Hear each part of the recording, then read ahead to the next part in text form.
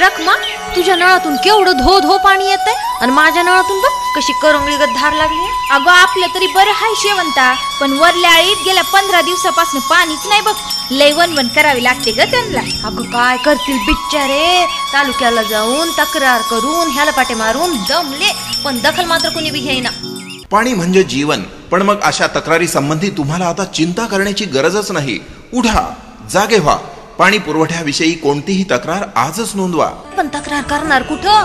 पाणी पुरवठ्यासंबंधी आपली तक्रार epani.maharashtra.gov.in/eपाणी या वेबसाईटवर मार्गदर्शक सूचनानुसार नोंदवा, तीही मराठीतून.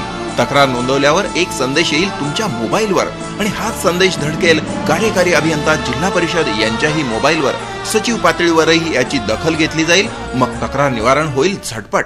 अगं बाई रखमा, देवानं गारण ऐकलं म्हणायचं आपलं. शेवंता, पण आपल्या गावात कॉम्प्युटर नसेल तर ग काय करायचं?